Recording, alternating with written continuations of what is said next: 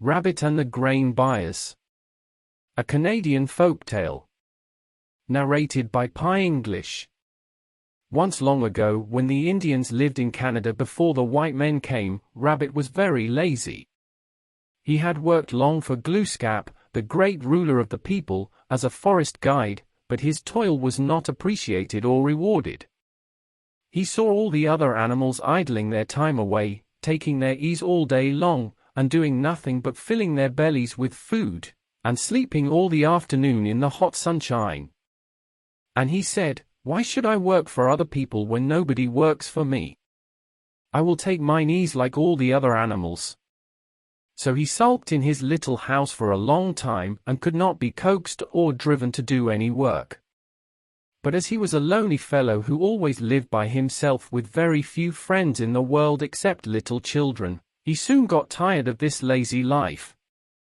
For by nature he was industrious and energetic, and he always liked to be doing something or prowling alone in the forest.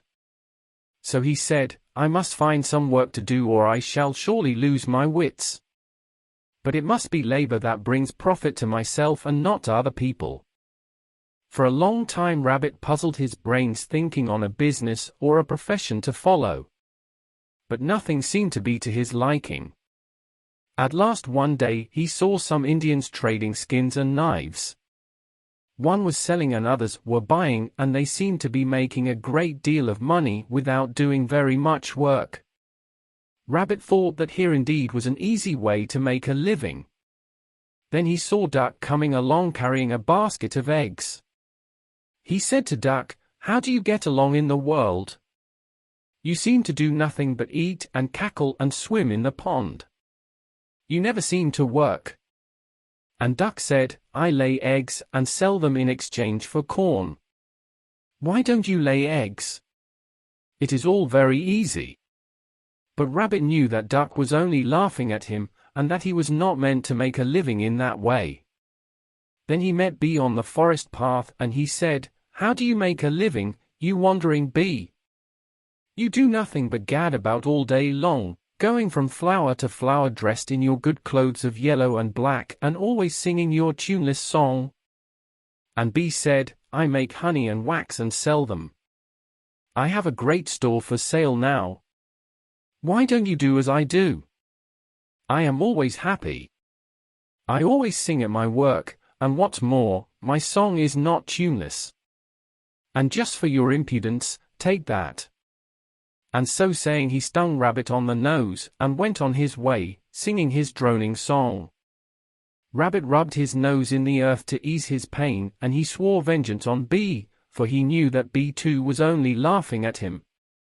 But he could think of no way to make an easy living, for he had nothing to sell but his coat, and he could not very well barter that, for winter would soon be coming on.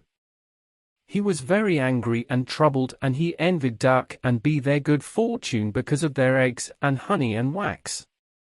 At last he thought of the Indians he had watched buying and selling skins. "I have it," he cried, "I have it. I will become a great merchant. I will be a great trader. I will live on a farm where they grow corn and vegetables, and I will steal them and sell them to the other animals and thereby make a great store of money. I shall be very rich in a short time." So, very happy, he went to a field near which was a vegetable garden. And in it were growing Indian corn and all kinds of grain which he knew the other birds and animals would gladly buy.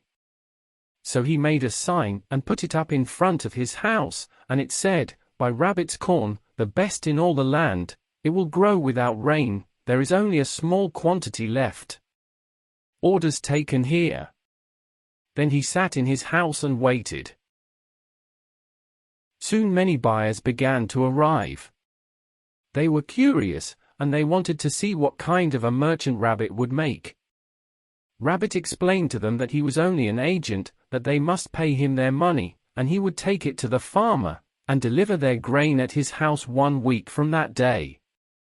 The buyers paid him the money and went away, for they were afraid the farmer would kill them if they went themselves for the corn.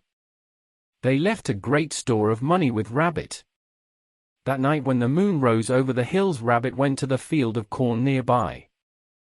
But the farmer had spied him thieving that afternoon, and he had placed around his corn a fence of strong netting which poor Rabbit could not get through.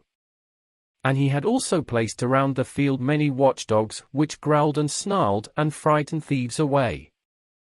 Night after night Rabbit tried to slip into the field, but without success, and the week passed and still he had no corn for the customers who, he knew, would soon be arriving for their goods. And meanwhile he had spent all their money, and he knew they would all fall upon him and kill him if he failed to keep his word and deliver their purchases. At last, when the day agreed on arrived, he saw his customers coming for their grain. And he hoped that his tricks would save him as they had saved him many times before. He sat in his yard playing his flute, when Earthworm, the first customer, arrived. "Good day," said Rabbit. "Good day," said Earthworm, "I have come for my corn, for a week has gone by." "Very good," said Rabbit, "but first we shall have dinner. It will be ready in a few minutes. You must be hungry after your long journey." As they sat waiting for their dinner, they saw Duck, another customer, waddling up the path with her basket on her neck. And Rabbit said, "Will not old Duck who comes here want to eat you up?" And Earthworm said, "Yes, yes, where shall I hide?" And he was much excited. "Hide under this clamshell," said Rabbit. So Earthworm crawled under the clamshell and sat very still, trembling for his life. When Duck arrived, Rabbit said, "Good morning." "Good morning, Mr. Merchant," said Duck, wishing to be polite. "I have come for my corn, for it is the appointed day of delivery."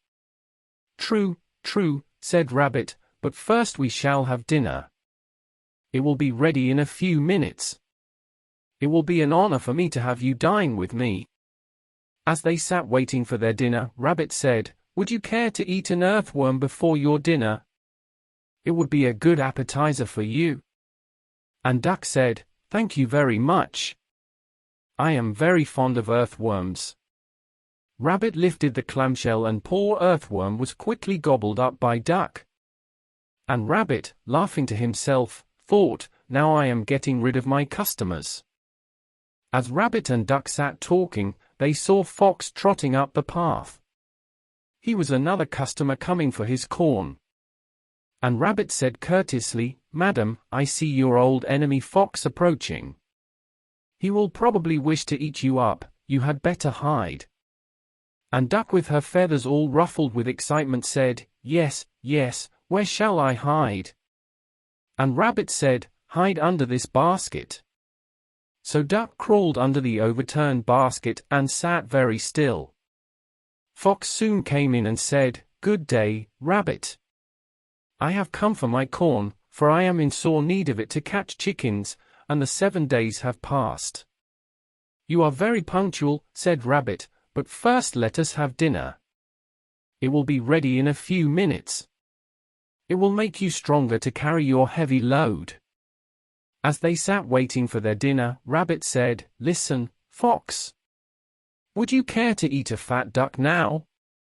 It would be a tasty bit for you before you dine." And Fox said, "You are very kind. I always like to eat a duck before my dinner."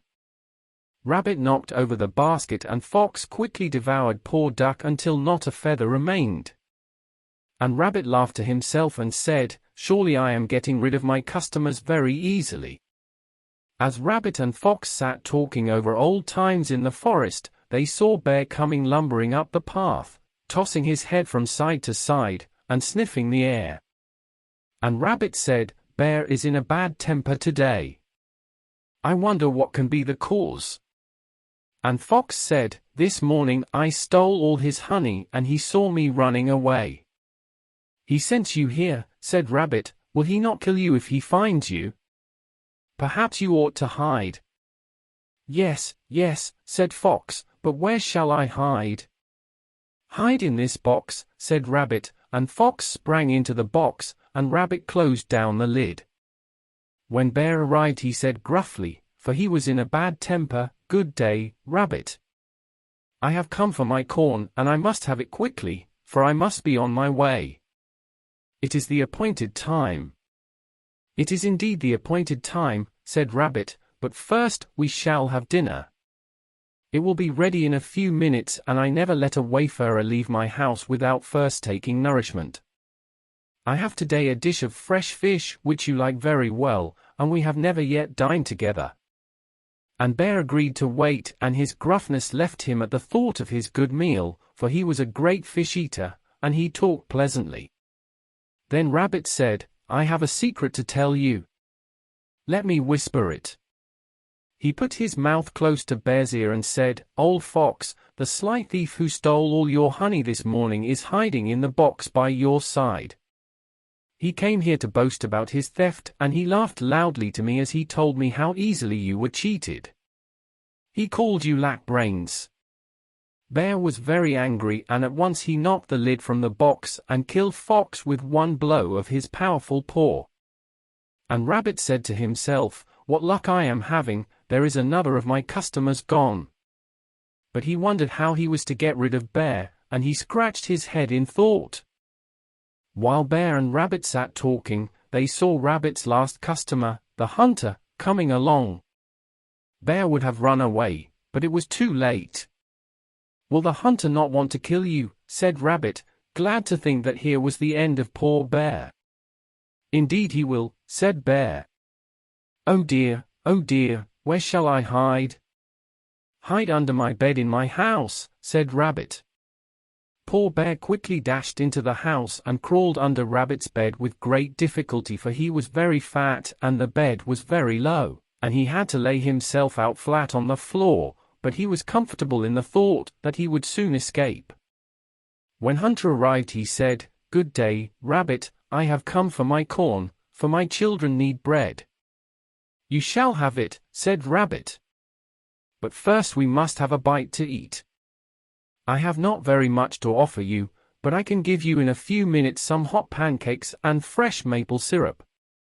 The hunter was well pleased with the thought of such a good meal, and he said he would be glad to wait. Then Rabbit said, Would you like some bear meat for your children, and a good warm bear skin for your hearth? And the hunter said, Indeed I would. But in these days such luxuries are hard to find. And Rabbit said, Oh no, they are not, under my bed in my house, a good fat bear is hiding. He is lying flat on his back, and you can easily kill him. The hunter hurried to the house, and sure enough there he found Bear hiding under the bed, flat upon his back. He killed him with a blow and skinned him and cut him up into small pieces and put the meat and the skin into a bag to take home to his children. But while he was about it, Rabbit slipped away into the forest, saying to himself, Now I have got rid of all my customers and I am safe. But the life of a merchant is not to my liking.